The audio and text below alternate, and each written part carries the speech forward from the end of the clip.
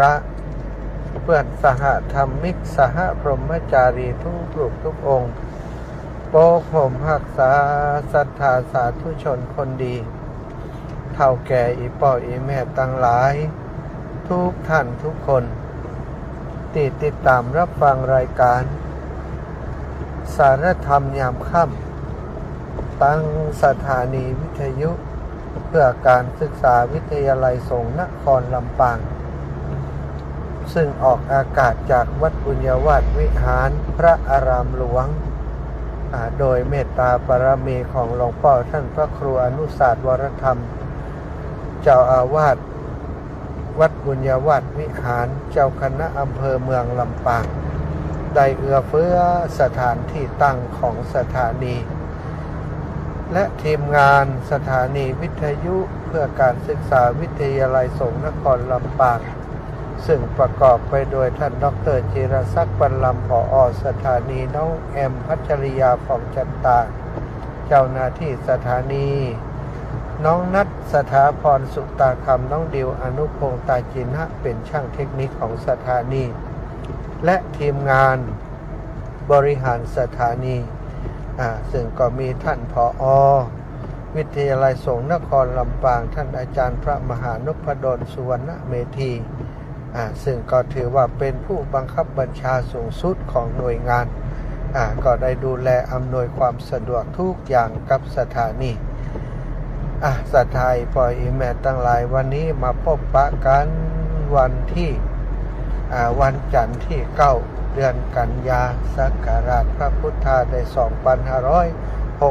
2567พระวสาขึ้น7 ค่ำเดือน12เหนือเนาะวันนี้อาตมาภาพพระมหาสมชาติชาตปัญโยวัดบรรพตสถิตรับผิดชอบดำเนินรายการ19 ถึง20 นาฬิกาวันจันทร์วันอังคารวันพฤหัสวันศุกร์วันเสาร์เป็นภาระหน้าที่ที่อาตมาภาพรับผิดชอบดูแลพบปะกับศรัทธาญาติโยมในเวลา19 ถึง20 นาฬิกาวันนี้ศรัทธาญาติโยมระบบเสียงอาจจะบ่เหมือนวันก่อนจัดอยู่ที่วัดเนาะมีโน้ตบุ๊กมีคอมพิวเตอร์มีเครื่องมือสื่อสารต่างๆพร้อมบริบูรณ์วันนี้ได้เดินทาง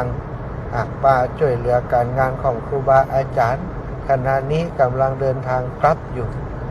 เสียงก็คงจะมีเสียงรถผ่องเสียงอลึกตึกตัก ตามประสาการเดินทางเนาะบ่อยากจะให้ศรัทธาญาติโยมรอแล้วบ่ได้ยินสักคำบ่ได้ฟังดีสักคำนะเป็นเพลงไปเหี้ยนะก็เป็นห่วงศรัทธาอุตส่าห์ติดตามก็บ่อยากจะขาดลามาสายเนาะตั้งแต่จัดรายการนี้บ่เคยขาดนะศรัทธาญาติโยมเพราะว่ามีปัญหาอย่างใดนอกจากว่ามีปัญหาเกินการสื่อสารบ่สามารถจะสื่อสารได้โทรศัพท์บัดนี้ก็เนาะหรือว่าอินเทอร์เน็ตมันบัดนี้ก็อันนี้ก็คือสุดวิสัยเหตุสุดวิสัยบ่สามารถจะเข้ารายการได้ก็จะให้คนอื่นเปิดจัดแทนหรือว่าติดต่อไปมันได้เหลือแห้งก็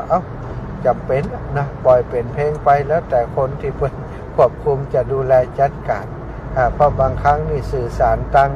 โทรศัพท์บ่ได้เลยโทรหาเปิ่นก็บ่ได้อย่างนี้เป็นต้นเนาะแต่วันนี้การเดินทางจากเชียงใหม่ไปลำปางก็รู้สึกว่าเครือข่ายของอินเทอร์เน็ตติดใจอยู่นี่ใจใดอยู่ศรัทธาญาติโยมฉะนั้นก็จะจัดรายการไปโดยวิธีการไลฟ์สด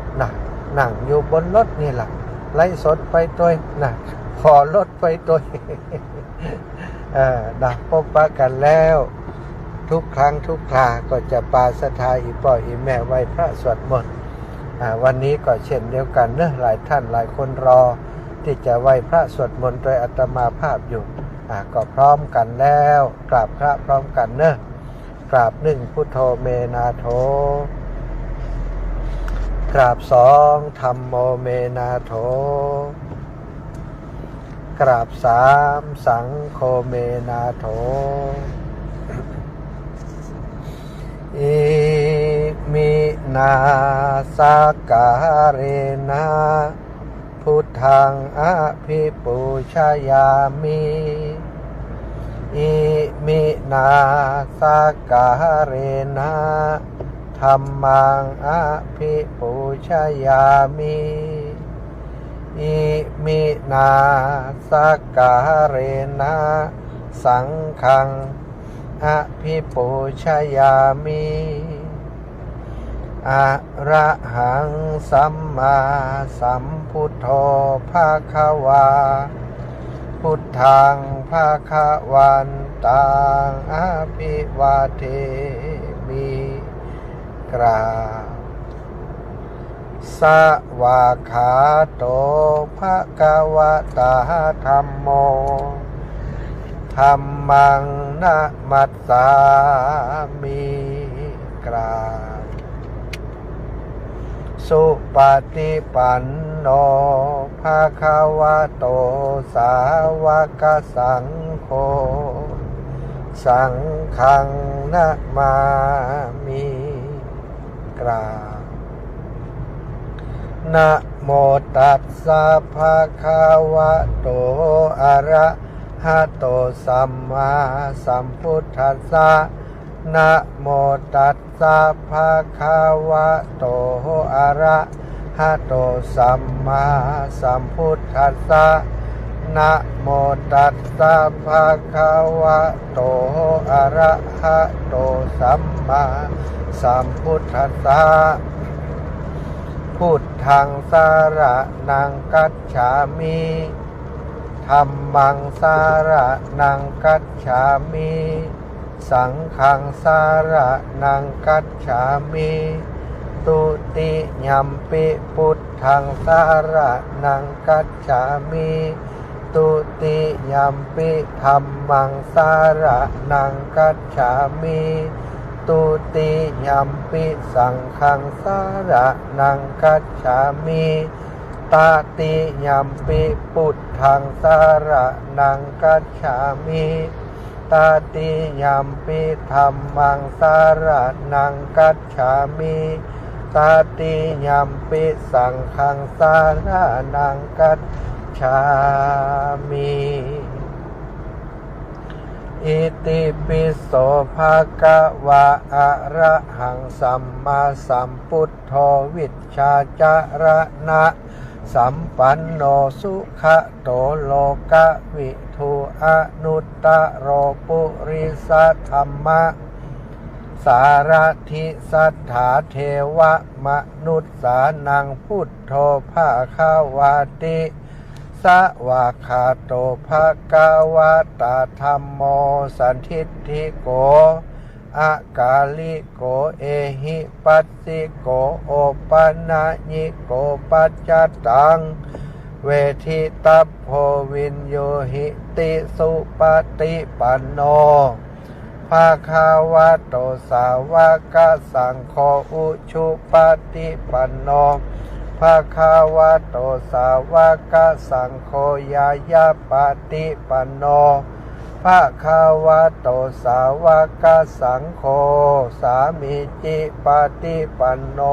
ภะคะวะโตสาวกสังโฆยะทิทางจัตตาลิปุริสายุคานิอัฏฐปุริสปุคลาเอสะภะคะวะโตสาวกสังโฆอาหุนายโยปะหุนายโยทักขินายโยอัญชาริกรณิโยอนุตตรังปุญญเขตังโลกัสสาติศรัทธาญาติโยมทั้งหลายไหวพระสวดมนต์เรียบร้อยแล้วนะต่อไปก็จะได้สนทนาธรรมกันต่อนะกลับแล้วยังพุทธังวรันตังสิรสานะมามิธัมมังวรันตังสิรสานะมามิสังฆังวรันตังสิรสานะมามิศรัทธาญาติโยมเนอะวันนี้เนาะก็ตั้งแต่เช้ามา บัดได้อยู่วัดอยู่ว่าหล่อนเล่พระเนจร ไปช่วยกันช่วยงานครูบาอาจารย์หลวงปู่พระครูปฏิพันธ์ธรรมทินตีม่อนจอมพอตื่นเช้ามาจะตื่นตั้งแต่ตี2:40 นาทีสถานตี2เกินตี2:40 นาทีเตรียมตัวนะเข้ารายการวิทยุซึ่งออกอากาศเวลาตี3ถึงตี5สถานต้องตื่นตั้งแต่ตี2เกินอาบน้ำอาบท่าส่งน้ำเรียบร้อยเนาะก็มาเปิดคอมพิวเตอร์เข้ารายการ2 ชั่วโมงสถานแต่เจ้าจัดรายการไปขอหาวไปจัดรายการเสร็จตี5ไปสักน้อยเนี่ยนะเคลียร์ของเก็บเข้าเก็บของปิดไฟเรียบร้อยก็ได้เดินทางดีศรัทธาญาติโยมอาตมาบังเอิญว่าคนขับรถนะเพิ่นได้อยู่พักประจำอยู่โดยที่วัดบรรพตสถิตนะจัดรายการได้ก่อนจะรับสายโทรศัพท์นะเปิดเพลงให้ศรัทธาญาติโยมฟังอาตมาก็ไปปลุกเปิ้นให้ตื่นมาอาบน้ำอาบท่าเตรียมตัวเตรียมรถออกเดินทางด้วยกัน2 คนพี่น้องไปพระธาตุจอมพอก็ตอนออกเดินทางตอนเจ้านะศรัทธาฝนก็บ่มีนอกจากลำปางไปตกฝนไปมีเลยเขตวังเหนือไปน้อย เข้าเขตแม่ขจานเวียงป่าเปาฝนตกสุดต่างสถานจนไปถึงม่อนจอมพอเข้าสลักนะสถานที่ที่จัดกิจกรรมครั้งนี้นะตานกวยสลักที่ม่อนจอมพอฝนตกวันค่ำศรัทธาญาติโยมแต่ว่านักผ่องเบาผ่องบางครั้งก็ซาเม็ดไปก็เดียวก็โต๊กมาแต่ก็บัดถึงลงมาล่มเนาะมีคนส่งภาพไปให้ว่าที่เมืองปานตกหนักนะในพื้นที่ของอำเภอวังเหนือตอนหัวค่ำก็ตกลงมาแหมอำเภอเมืองปานก็ตกหนักหวานที่เวียงป่าเป้าตอนที่อาตมาออกเดินทางมาที่เชียงใหม่ตะกี้ก็ตกหนักสถานวันนี้เนาะกิจกรรมเป็นงานประเพณีที่ม่อนจอมพอเนื้อของหลวงปู่พระครูปฏิพันธ์ธรรมทินขึ้น7 ค่ำเดือน12เปิ่นจะกินข้าวสลักทุกปีจะมีประเพณีทุกปีบางคือ3 ปีเนาะตันแตน3 ปี3 ปีแล้วก็กินข้าวสลักเดือน1จะเป็นอย่างอีเวียนไปเที่ยวนี้ก็กินข้าวสลักนิมนต์หัววัดต่างๆมาลายหัววัดศรัทธาญาติโยมพระภิกษุสามเณรเจ้ามา100 กว่ารูปเนาะอาตมาภาพก็ได้ไปช่วยงานหลวงปู่ไปดูแลหลวงปู่ไปเก็บบันทึกภาพอย่างต่างๆทำกิจกรรมร่วมกับคณะครูบาอาจารย์คลื่นสีขาวในนามของครูบาอาจารย์คลื่นสีขาว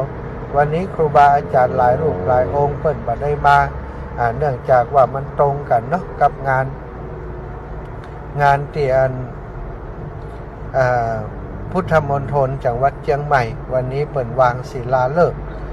เจ้าคณะหนหลวงพ่อพระมหาเถราจารย์เนาะเจ้าคุณใหญ่กรรมการมหาเถรสมาคม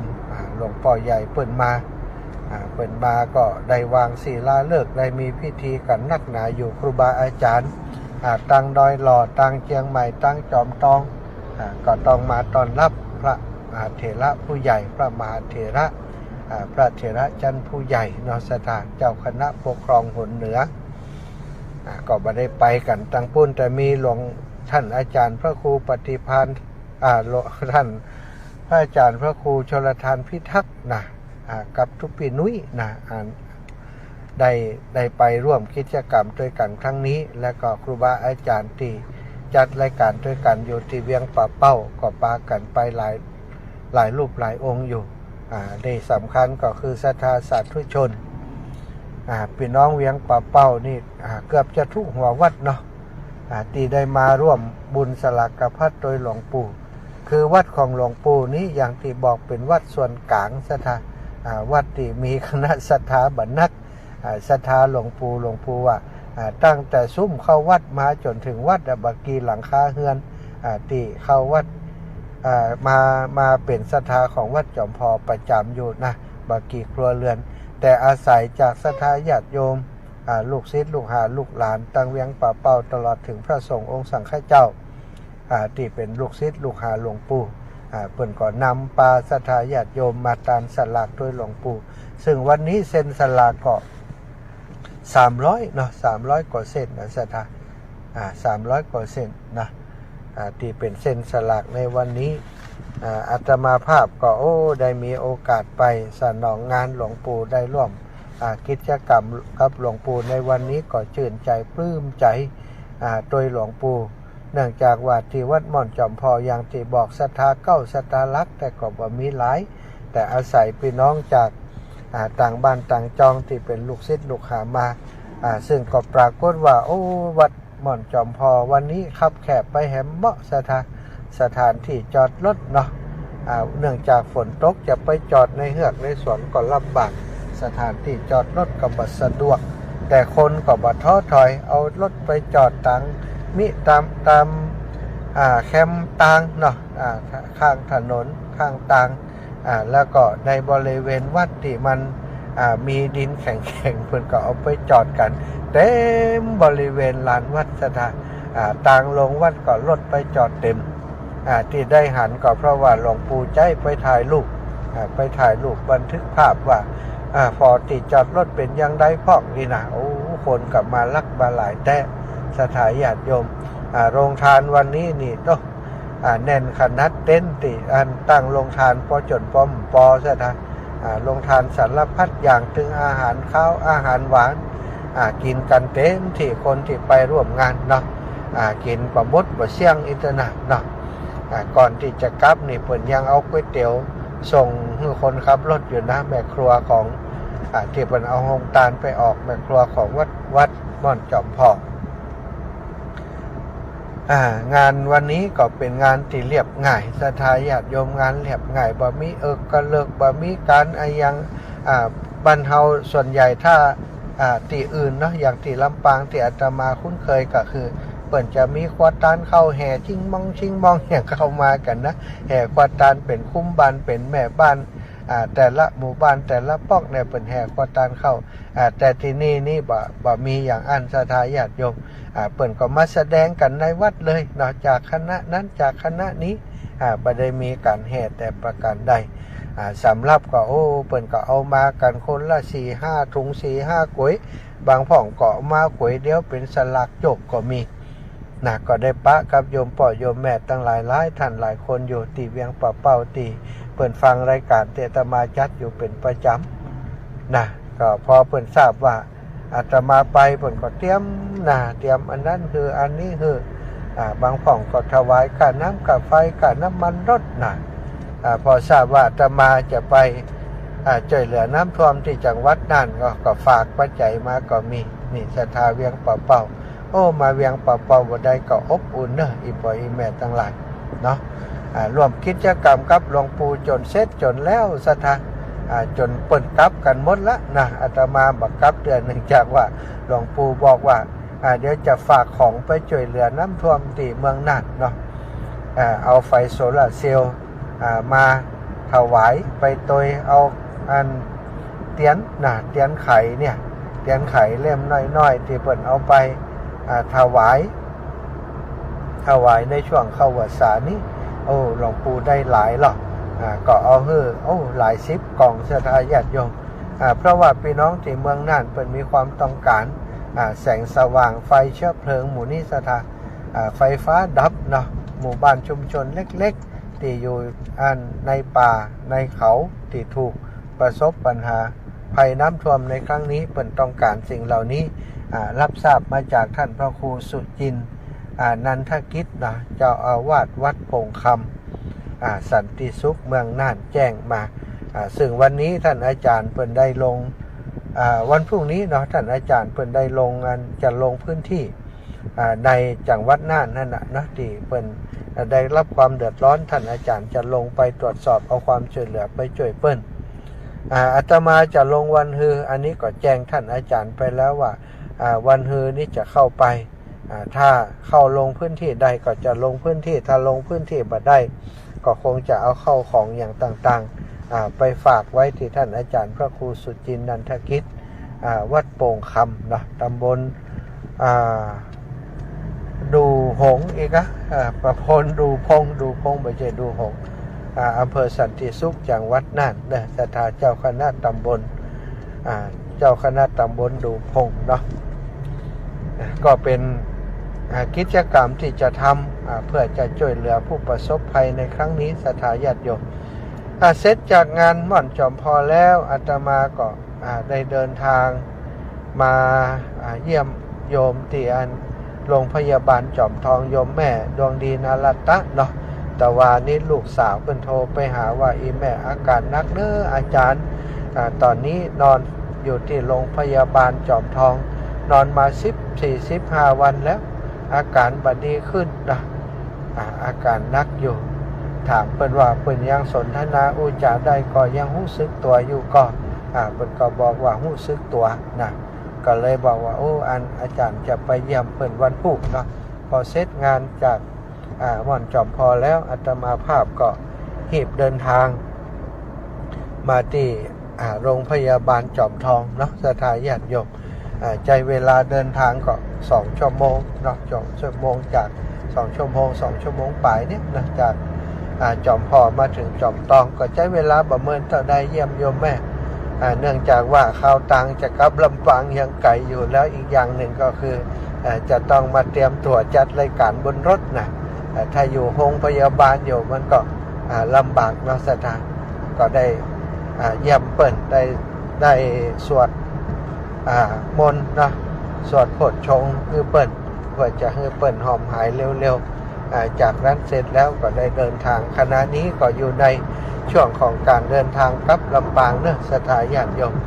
มาถึงดอยติแล้ว มาถึงดอยติก็เข้าเขตลำพูนแล้วเนาะกระเดียวแหมประเมินก็จะถึงลำปางคิดว่าคงจะถึงประมาณแหมสักเกินชั่วโมงไปตั้งหน้านี้ก็คงถึงแล้วนะก็คงอยู่ในระหว่างทางที่อุจากับสถานญาติโยมไปตลอดทางนี่แหละอีปอยอีแม่ทั้งหลายเนาะช่วงนี้ก็มีกิจกรรมที่จะช่วยเหลือพี่น้องที่ประสบภัยน้ำท่วมคงจะยาวอยู่ได้ข่าวว่าฝนตกในพายุยางิที่กำลังเข้าอยู่ในขณะนี้กำลังส่งผลต่อพื้นที่ในภาคเหนือของเราลำปางข่าวว่าลำปางกับพะเยานี่นะสถานต้องเตรียมตัวต้องระวังตัวขึ้นนักเพราะว่าพายุจะเข้ามาโซนแถวนี้วันนี้ก็ทราบว่าที่พะเยานี่มีการปล่อยน้ำจากกวานพะเยาทะลักเข้าในพื้นที่เกษตรกสิกรรมของพี่น้องชาวบ้านที่พะเยาเปิดงานปลูกอันดอกดาวเรืองเก็บดอกดาวเรืองกำลังเก็บได้จุกเดียววัดสถานเก็บได้หลอดเดียวประเดียวนี้น้ำท่วมมิดเลยคือถ้าน้ำท่วมมันก็คือเสียหายเลยละสถานเอาบัดใดใจบัดใดเอ็นดูเปิ้นเนาะเข้ากับจมน้ำไปหมดดอกไม้อย่างต่างๆที่เป็นปลูกไว้พืชพันธุ์ธัญญาหารต่างๆก็เสียหายไปหมดตอนนี้ที่พะเยาไต้กวานเนาะน้ำอิงที่แม่น้ำที่ผ่านไปถึงปุ้นนะสถาที่บ้านป่าคาบ้านป่าคาตำบลขุนตาลเนี่ยที่อาตมาไปวันนั้นเนี่ยวันนี้น้ำอิงก็สูงขึ้นแหมน้ำโขงก็หนุนเสริมมาแหมปัญหานักหนาเนอะปัญหาน้ำโขงหนุนขึ้นมาตังประเทศจีนเปิดก็ระบายน้ำมาน้ำโขงก็สูงขึ้นน้ำในพื้นที่ก็ฝนก็ตกนักมันจะไปทางใดสถามันไหลลงน้ำโขงมาได้น้ำอิงก็สูงน้ำโขงก็สูงแล้วก็ฝนตกเพิ่มมาแห่งเป็นสิ่งที่น่าห่วงน่ากังวลแทนพี่น้องตังพะเยาตังพื้นที่ตังอำเภอเทิงจังหวัดเชียงรายสถานญาติโยมในพื้นที่ต่อเนื่องคาบเกี่ยวกับพะเยานี่แหละ ตั้งเงาก็คงจะต้องระวังตัวเหมือนกันเนาะสถานตั้งแก่โฮมตั้งเมืองปานวังเหนือแถวนี้เนอะโซนหมู่เฮานี้ก็ต้องระมัดระวังอันนี้ก็คือภัยธรรมชาติแต่ดีแน่ๆตอนนี้เนาะได้รับการแจ้งเตือนแจ้งข่าวมาจากครูบาอาจารย์จังหวัดน่านท่านพระครูสุจินต์ นันทกิจแจ้งอาตมาแต่เจ้าได้สนทนากันระหว่างเดินทางท่านอาจารย์ก็บอกว่าเมืองน่านในตัวในเมืองนี่บ่น่าห่วงต่อใดรอบนอกในชนบทความช่วยเหลือไปบัดถึงท่านมหาเฮ้ยบัดเดี๋ยวนี้เสื้อผ้าอาภรณ์กาเข้าน้ำอาหารกาก็ยังขาดแคลนอยู่เพราะเส้นทางถูกตัดขาดโดยแล้วก็ไฟฟ้าเนาะที่เคยต่อเข้าไปในพื้นที่หมู่บ้านในชนบทที่ห่างไกลนั้นเสาไฟล้มระเนระนาดไปหมดไฟฟ้าเป็นว่าต้องใช้เวลาเป็น 3-4 เดือนกว่าจะแล้วจะเสร็จซึ่งก็ทำให้พี่น้องประชาชนในพื้นที่ตลอดถึงลูกหลานที่เป็นนักเรียนครูบาอาจารย์ดูโรงเรียนขนาดเล็กตามชายขอบหิมดอยหิมเขาได้รับความลำบากศรัทธาญาติโยมไฟฟ้าบ่มีก็ต้องอาศัยจากโคมจากตะเกียงก็ยากก็เลยเปิ้นต้องการส่วนที่เปิ้นต้องการคือเตียนไขวัสดาอาตมาก็เลยว่าเตียนไขเตียนเข้าว่าเตียนวัสานี่ได้ก็อาจารย์ก็ว่าเตียนวัสาได้อาจารย์ว่าสักดีว่าบัดเดี๋ยวนี้ผมก็ระดมเสาะหากันเอาเตียนเอาอย่างมูนี้เชื้อเพลิงไฟแสงสว่างแบบนี้ไปช่วยเปิ้นแล้วก็อาตมาก็เลยว่าเดี๋ยวผมจะเสาะเน้ออาจารย์วันนี้ก็ได้กราบได้เรียนได้แจ้งเรียนกับหลวงปู่พระครูปฏิพันธ์ธรรมทินหลวงปู่พอทราบข่าวหลวงปู่ก็เลยว่าบัดเดี๋ยวผมมีโซล่าเซลล์อยู่นี่2 ชุดถวายมาเฮียชุดหนึ่งแล้วก็ถวายเอาไปจ่วยเปิ้นพุ่นชุดหนึ่งเนอะนี่หรอกก็เลยได้รับจากหลวงปู่มา2 ชุดด้วยกันศรัทธาแล้วก็ยังได้เตียนไขและข้าวสารอาหารแห้งเครื่องอุปโภคบริโภคที่เป็นของที่หลวงปู่เก็บไว้ก็มีส่วนหนึ่งแล้วก็เป็นของที่วันนี้เปิ้นเข้าสลากเนาะที่พระสงฆ์องค์สังฆเจ้าม่อนเจ้าพ่อได้มาและหลวงปู่ได้มาเปิ้นก็มารวมกันมาคัดมาแยกก็เอาของที่ใจได้เนาะเป็นข้าวสารอาหารแห้งขนมนมเนยอย่างต่างๆฝากรถอาตมาเพื่อจะนำไปส่งให้กับพี่น้องผู้ประสบภัยที่จังหวัดน่านก็ได้รับมาตอนนี้ก็เกิ่งลำรถดึงน้ำโดยสถานน้ำดื่มแหมเนาะหลายอย่างที่หลวงปู่มอบมาผ่านอาตมาแล้วก็วันพรุ่งนี้นะจะทายญาติโยมเนื่องจากเวลาน้อยเนาะวันฮืออาตมาจะไปแล้วพอดีมีญาติโยมคุณโยมรัชนีที่บ้านผาแมวเนาะได้โทรมาหาท่านอาจารย์จะอยู่วัดกอจะไปทางใดสุดท้ายพี่น้องชาวบ้านจะไปแอวหาอาตมาจะไปน่านจะนอนพุทธสักคืนจะไปดูความเสียหายตั้งจังหวัดน่านจะได้ใจเนาะเปิดก็บอกว่าอยากจะปรึกษาเรื่องกฐินจะขอกฐินอาจารย์ช่วยดูแลเรื่องกฐินให้จิมนี่นะก็เลยบอกว่าเอาอย่างอีกกันแล้วกันวันผู้อาตมาจะไปบิณฑบาตที่ผู้ใดก่อนคุณโยมเพิ่นก็บอกเดี๋ยวหนูจะถามผู้ใหญ่เนอะท่านอาจารย์ว่าก็เลยตกลงกันแล้วว่าเดี๋ยวผู้ใหญ่บ้านโทรมาตอนหัวค่ำเมื่อสักครู่เมื่อตะกี้ถามว่าท่านอาจารย์จะมากี่โมงอาตมาว่าถ้าจะไปขวายน้อยท่านอาจารย์มาตอนเจ้าเลยบอกสัก6 โมง 7 โมงเจ้าบ้านจะได้ตักบาตรที่ท่านอาจารย์เอาข้าวสารอาหารแห้งไปช่วยพี่น้องเมืองน่านน้ำดื่มอย่างต่างๆไปช่วยพี่น้องเมืองน่านอาตมาก็อันก็ดีละนะปกติวันพระอาตมาจะไปบิณฑบาตที่บ้านโถกหัวช้างฉะนั้นวันพรุ่งนี้เนอะพี่น้องโถกหัวช้างขอลากิจ1 วัน ขอลากิจ1 วันจะไปบิณฑบาตจะไปตักบาตรที่บ้านผาแมวอำเภอแม่ทะเนาะจังหวัดลำปางของเฮาไปบิณฑบาตพุ่นเนอะก็แจ้งบอกคือพี่น้องผาแมวของเฮาวิทยุดีก็จ้ะแต่ว่าวันนี้ท่านผู้ใหญ่ประกาศแล้วเนาะ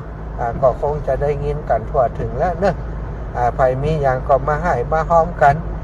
มีน้ำก็เอาน้ำมามีข้าวก็เอาข้าวมาพร้อมกันคนเล็กคนน้อยไปเนาะอาตมาจะเป็นสะพานบุญให้ปล่อยแม่เอาความช่วยเหลือนี้ไปส่งให้พี่น้องที่เมืองน่านในวันพุธที่จะถึงนี้วันนี้วันที่9วันพุธที่10วันฮือกับ11เนาะจะนะวันที่11ก็จะนำความช่วยเหลือไปช่วยพี่น้องที่สันติสุขน่านคงจะออกเดินทางเจ้าหน่อยจะนะเพราะว่าเมืองน่านนี่เข้าต่างไก่อะละเนอะมาไก่มาใจเล่นสกรรมเนาะจะไปที่เมืองน่านศรัทธาญาติโยมทั้งหลายแล้วก็หลังจากไปบิณฑบาตที่บ้านผาแมวแล้วก็จะเลยไปบ้านโปงปันนะโปงปันนะซึ่งโยมแม่ตันพัดป้อมบ้านโปงปันนะเปิ่นนิมนต์แต่กี่ว่าท่านอาจารย์มาถึงผาแมวนี่แล้วสดมาบ้านอีแม่เหี่ยกำเตอะจะได้บอกให้ลูกหลานเขาหมู่นั้นร่วมหายห้อมกับอาจารย์ต้อยว่าก็เลยบอกเปิ่นว่านัดหมายกันที่ได้สักกี่สักแห่งเนอะจะได้สะดวกเวลาลงพื้นที่ไปจะได้บ่ต้องไปไหลล้อมนะอาตมาไปเดินทั่วบ้านมันจะจ้าล้ำไปอีเนาะเสร็จจากหั่นนะก็จะไปที่บ้านแม่ปุ่มนะด้านแม่ปุ่มหลวงแม่ปุ่มสันติสุข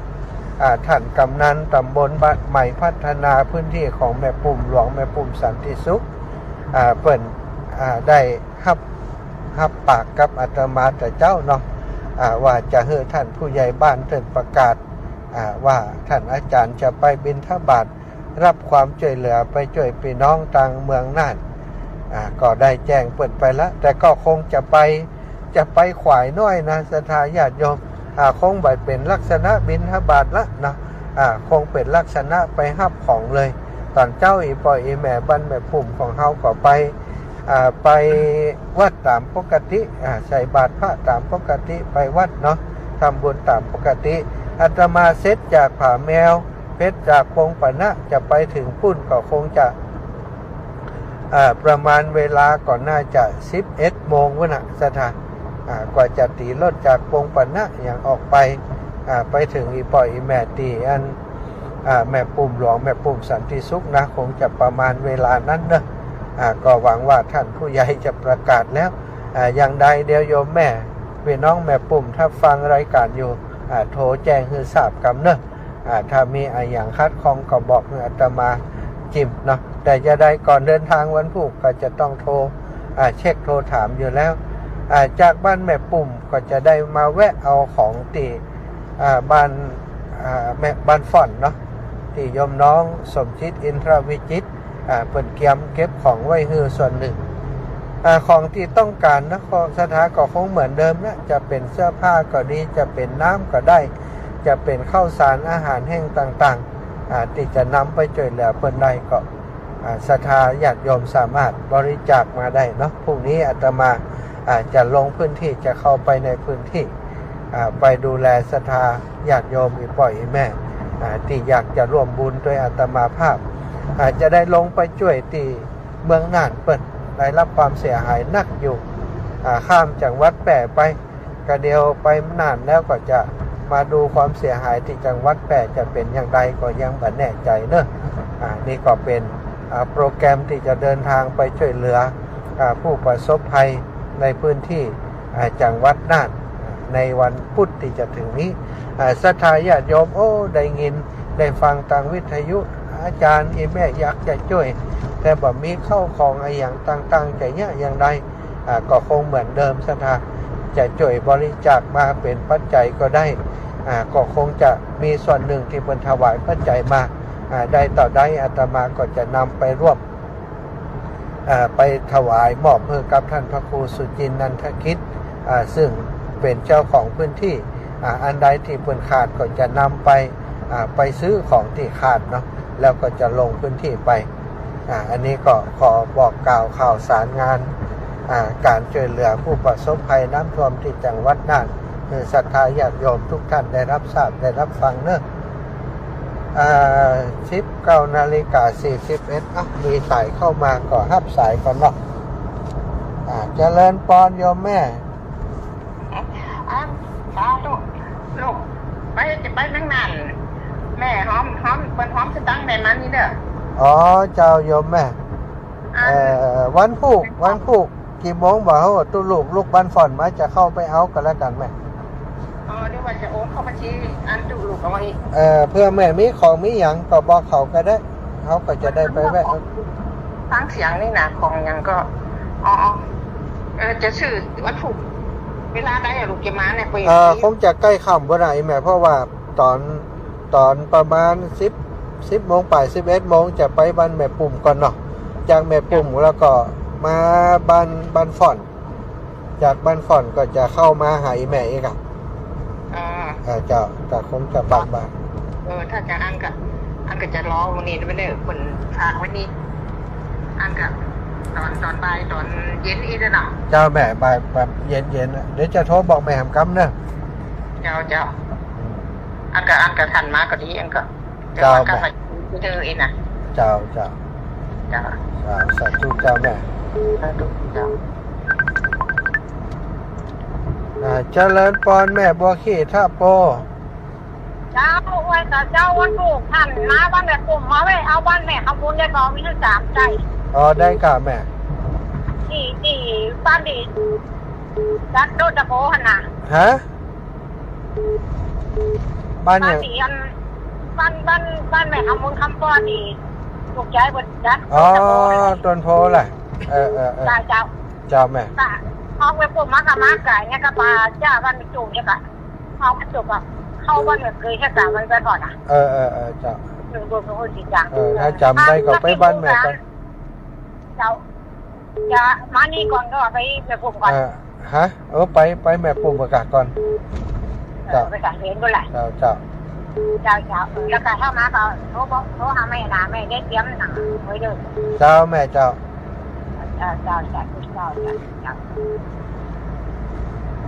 เจริญพรอาจารย์เขาวิสัยลงมาเลยนะน่ะฮะที่อาจารย์บอกว่าเขาวิสัย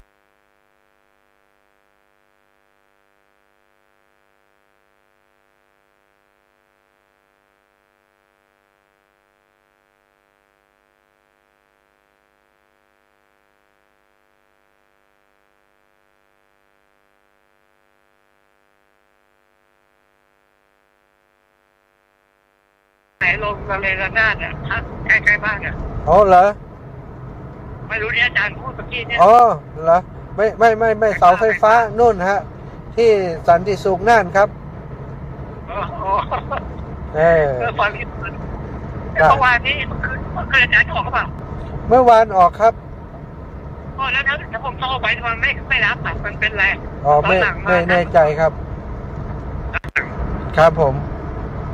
นักกดดันเลิกรายการไปแล้วมั้งวัดการครับถวายความเคารพครับเนื่องศรัทธาญาติโยมเนาะความเมตตากรุณา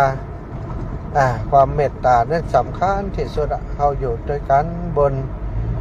บนโลกใบนี้นี่ต้องอิงอาศัยพึ่งพาอาศัยซึ่งกันและกันเปิ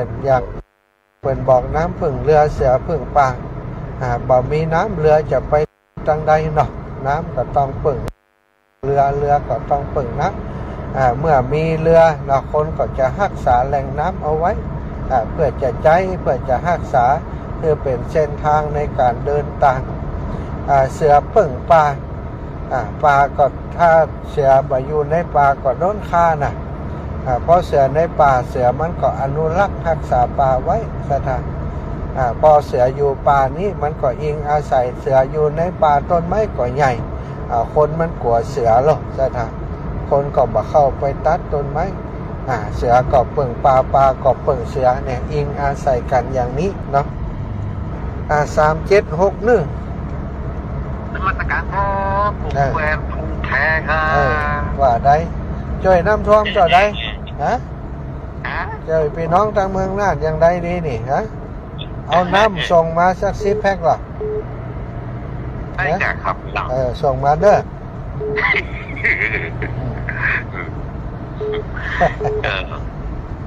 แฟนบัดแต้นี่ สาธุเนอะขอบคุณโทรมากันเป็นกำลังใจ กำลังใจนะครับ สาธุสาธุ ครับมาจากครับ ศรัทธาญาติโยมโอ้แสดงว่าวัดไฟหินก็ออกอากาศให้อยู่นะแม่จันดี แม่จันดีเท่ามณีมาเห็นแล้วแม่จันดี ไปหาบ่ได้เตี้ยแม่จันดีจะไปเมืองน่านจะไปเมืองน่านนะจะไปเมืองน่านก่อน ศรัทธาญาติโยมไทยจะโทรมามาจากแม่ปุ่มหรอพี่น้องตั้งแม่ปุ่มฟังก่อนนี่ เจริญพรแม่จันดี เจ้าแล้วเราก็จัดจะมาเอาแม่ไม่ได้เหรอ นะเดี๋ยวกันกะอีแม่พอโปรแกรมเขากัน แม่ นี่ ก็น้อยใจแล้วเนอะว่าจัดมาเอา เป็นน้อยจงน้อยใจนี่บัดนี้ฟังธรรมะไปว่าดีน้อยใจ มีเหตุมีผลกะเนาะ เจ้า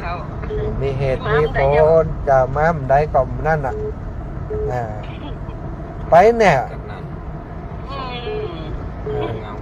ออกตังเงาแหละเดี๋ยวพอเนื้อถ้าลูกนานมาถ้าออกตังเงาจะแวะแม่เจ้าได้ก็บอกแม่เนอะ เจ้าสาธุเจ้าจัดดูถ้าไปน่านนี่ออกตังเงาจะใกล้กว่ากันนะเจริญพรเจ้าไว้ค่ะเจ้าที่ยมที่สาริกากันนิกาเจ้าเจ้าที่เคยสนทนาธรรมวัดสายหินกับท่านเจ้ายอมปีสองคนพี่น้องนะเจ้าแล้วสบายดีกันกะเจ้าก็เรื่อยๆเจ้ายอมอยากจะห้องไปเป็นเจ้านะเจ้าที่จะเอาไปเบื้องหน้าเนาะเจ้าเจ้ายอมจะโอนเข้าเบอร์บัญชีเบอร์อย่างเจ้า5363เจ้า095ยมปี095เจ้า491เจ้า5363095491ธนาคารกรุงไทยปีกรุงไทยเจ้าพระสมชาติเจ้ายมปียมปียมปีมีไลน์ก่อนนี่มีเจ้ายมปีเอาเบอร์เขาเนี่ยแอดไลน์จิมส่งหลักฐานมาให้เขาจิมเจ้าสาธุยมปีเจ้าไม่ขาดเจ้าสาธุ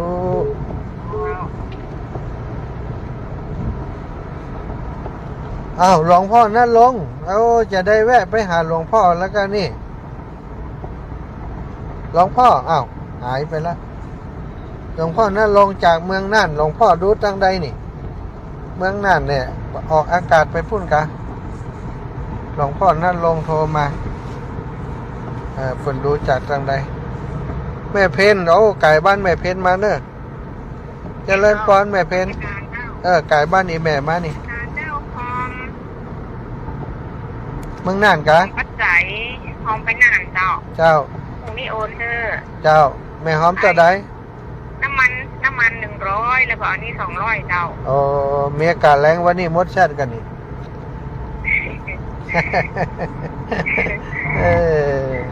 สู้ๆนะเจ้าสู้แม่สู้ๆนะกะไอ้เบิ่มแล้วก็อิดเลยนี่ฮะตัวเจ้าสู้ได้ไอ้เบิ่มอิดประตูขับรถอีดูสู้ๆไปเดินนะไอ้เบิ่มอยู่เนี่ยหนังยิ้มไปเนี่ยเนาะแข็งแรงนะเจ้าไอ้เบิ่มเจ้าสุขภาพแข็งแรงสาธุเจ้าทั้งสองเลยเจ้าสาธุขอบคุณเนอะแม่เพนตรงนี้โอนด้วยนะเจ้าโยมแม่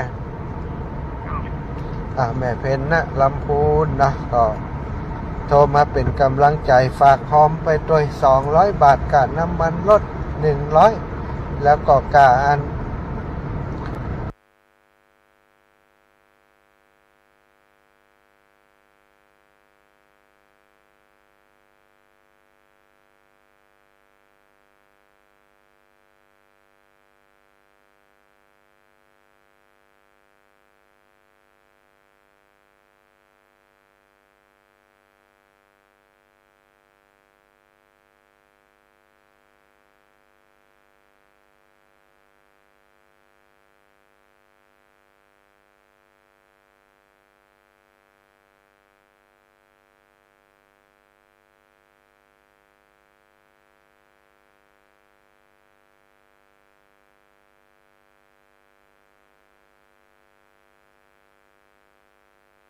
หอมผู้ประสบภัยแห่ง100นะก็คงจะได้ให้หอมเปิดหลายสตังค์อยู่สตางค์สถาญาติโยมที่เปิ่นโอนปัจจัยมาเปิ่นแจ้งมานี่หลายคนละเนาะวันนี้จะมาดูไลฟ์บัตรสะดวกนะโยมแม่ถนอมก็แจ้งมาว่ามีคนเปิ่นให้หอมมาเนาะแต่ว่าวันนี้นี่ก็อย่างที่บอกนะนั่งรถอยู่มันดูไลฟ์บัตรสะดวกตัวใดก็ขออนุญาตว่าเป็นวันผูกนะสำหรับคนที่เปิ่นหอมมาต่างๆแต่อ้าวกลับมาตันก่อน สัญญาณขาดหายไปหลวงพ่อลงหลวงพ่อนะโอ้หลวงพ่อใหญ่หลวงพ่อนะลงประภากะโลวัดประตูต้นพึ่งถวายความเคารพครับหลวงพ่อ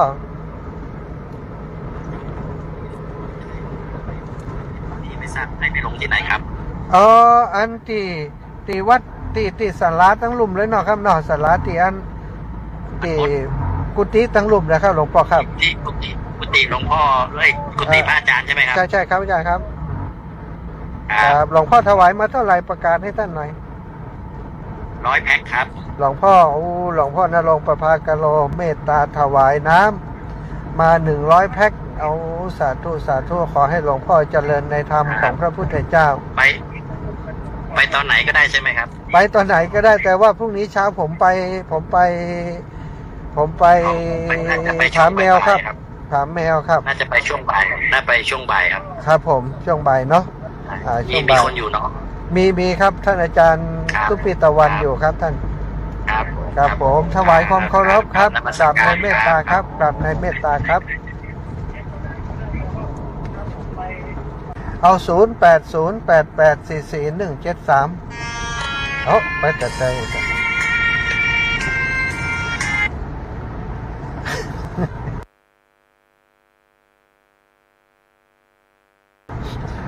เพลงก็จะล้ารายการ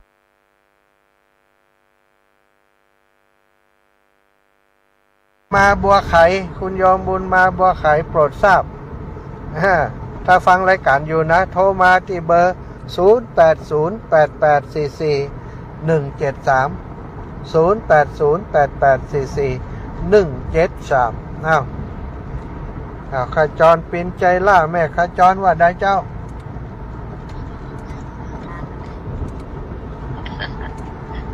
กำลังใจที่เดินทางเจ้า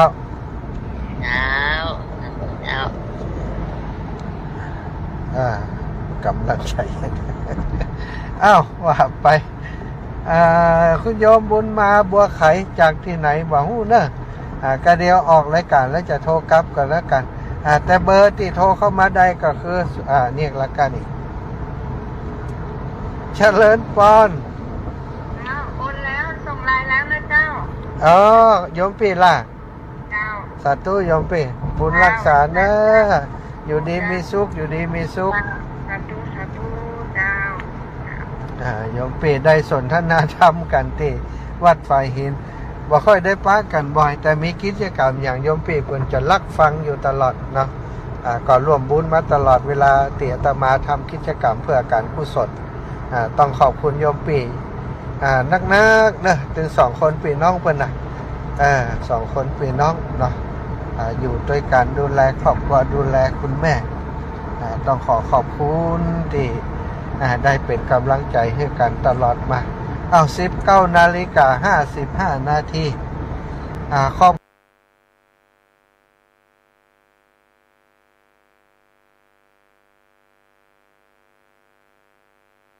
คุณศรัทธาญาติโยมทุกท่านทุกคนที่ได้โอนปัจจัยมาติดโทรเข้ารายการมาก็แจ้งให้ศรัทธาญาติโยมทราบอีกรอบหนึ่งพรุ่งนี้ตอนเจ้า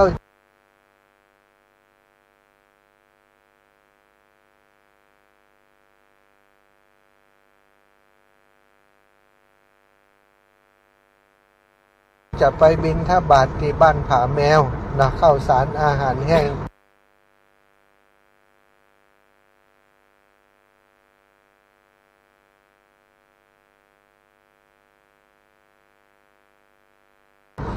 ท่านผู้นำหมู่บ้านท่านผู้ใหญ่บ้านประกาศกับ